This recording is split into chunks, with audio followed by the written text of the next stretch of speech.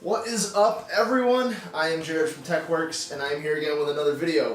And today, we're just gonna briefly talk about why I keep coming back to the Pixel 2 XL. So, again, I try out a lot of different phones. For the last couple weeks, I was using the Note 8 again. I did rate that in my top 10 phones as number 1 for this 2017. But I keep coming back to the Pixel 2 XL, and it's for a couple of reasons. So my work changed. I actually got a work phone through work, which is a Galaxy S8 Active. So there's that.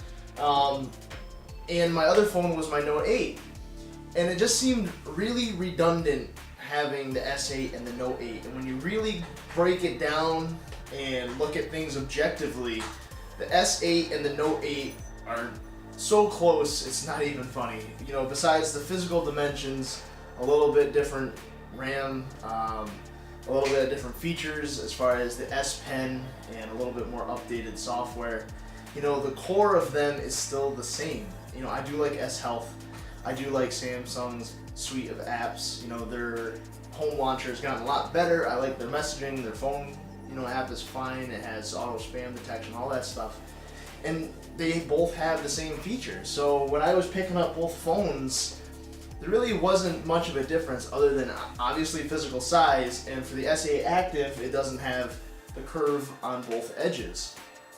And I keep coming back to the Pixel 2 after trying the Mate 10, after trying OnePlus 5, after using the Note 8 would probably be my second longest device I've used now. I keep coming back to the Pixel 2 XL. And I come back for a couple of reasons. It's just easy to use. And it really does remind me of the days of when I loved the iPhone.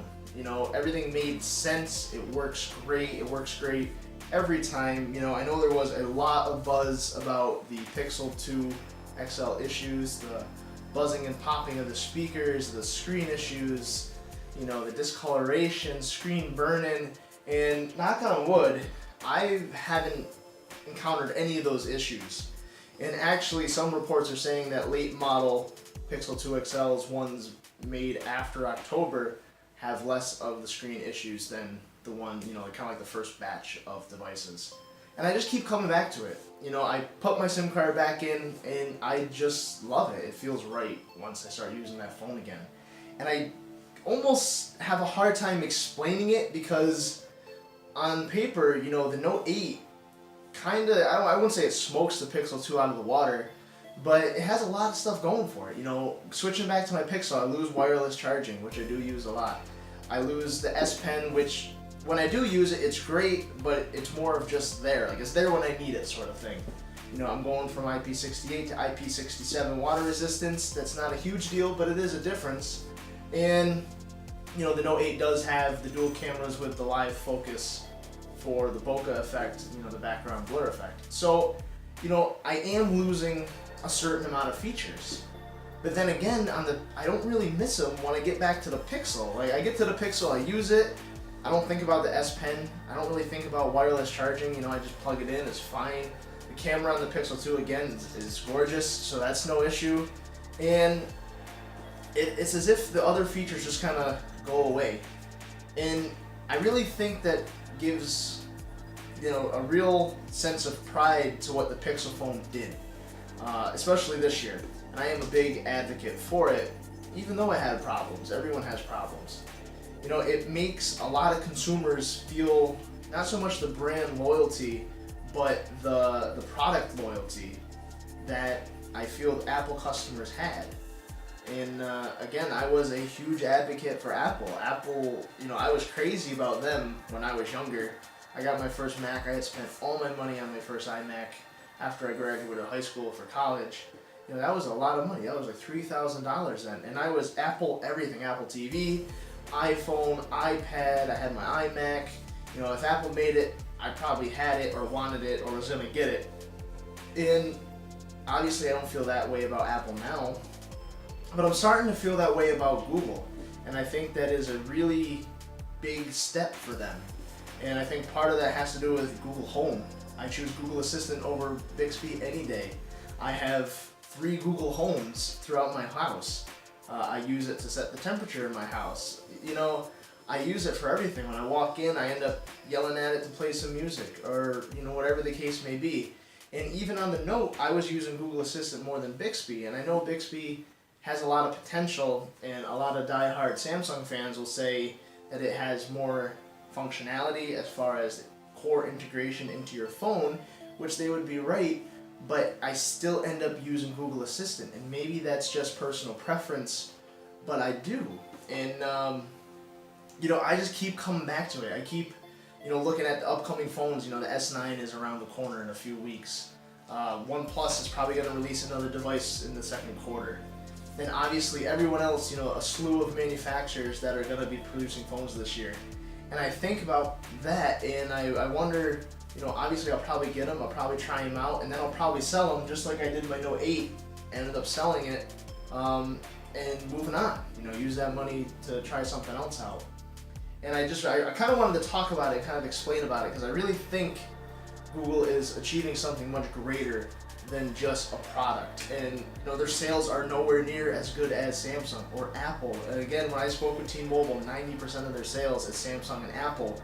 You know, and I know obviously they don't carry the Pixel in the store, but it just goes to show you how much power those two companies have. And I really do believe that the Pixel and Google's new line of stuff is going to make an impact on the market. And I think that's for a variety of reasons. I think because it's going to produce another cohesive ecosystem which eventually will rival one of Apple's. And the biggest and hardest, you know, thing about loving Apple products is when you're invested in that ecosystem, it does all make sense. You do have iMessage on your Mac and iMessage on your phone and your iPad and you know, all that, and your iPhotos carry over, your contacts carry over, you can hand off between your phone, browsing Safari, to your computer, you know, very quickly.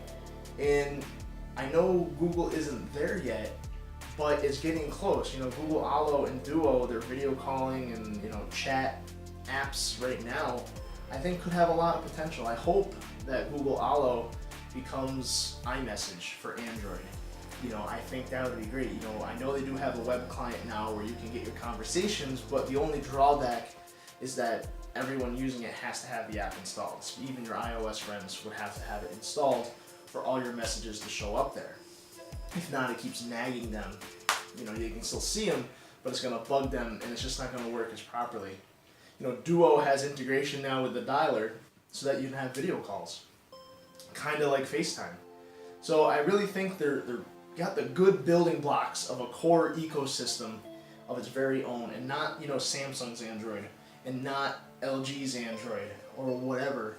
It's Google's Android, and I almost would bet that they're gonna start locking things down like Apple does for their own devices. And you know, I would almost go out and say that I think, you know, this might be speculation or conspiracy theory or whatever, but I was talking to a friend of mine and I said, you know, I bet one day you'll see Samsung branch out and do their own. They have Tizen, which is for their smartwatches, which works, you know, very well. It's actually, until Android 2.0, was probably the best smartwatch OS outside of, you know, Apple's Watch OS. I bet they'll start using that as their primary thing. As long as they have Play Store, I don't really see where that'd be a downside to Samsung. Maybe they could actually update it on a more regular level. I know the Note 8, I still don't have Android 8 on it, and actually my S8 Active got the January security patch quicker than my Note did, which I think is ridiculous because this is T-Mobile and my Note is unlocked, so it doesn't make a lot of sense. But you know, I digress a little bit. Really, the video was supposed to be about the Pixel and why I keep coming back to it, and I honestly keep coming back to it because it works. And that's the same thing I said when I had an Apple phone way back in the day, is that I picked it because it just works. I open the phone, I have to make a call, I make a call. The other day I was sitting here, tried to open a text message on my Note, it just pooped its pants and restarted and had a crash report. For no reason. And not that the Pixel is perfect, because it is far from perfect. There is plenty of areas where Google could improve, but it has me feeling the same product loyalty as I did with Apple. And I think that's a huge achievement for Google, and I hope they keep doing it. And yeah, so that's about it. This is a different video, kind of me just talking. Please leave a comment if you like it, if you agree, start a conversation. I'd love to talk to anybody about this stuff. I talk about it all the time, so rather than talking my girlfriend's ear off. Anyway, I am Jared from TechWorks. I hope you enjoyed this video. I am probably going to start doing some other things on my channel. I know I've posted now some PC things, some DIY PC things. Maybe I'll get into some streaming of some games, some PUBG, some Destiny, some whatever. Let me know what you guys like, what you guys want to see. If you want more tech stuff, then tech stuff it shall be. I'll do some more comparisons. I'll talk about the Honor 7 again. Maybe talk about the SA Active a little bit, even though it's kind of repetitive at this point. But let me know. So again, I'm Jared, and I'll see you again in the next video.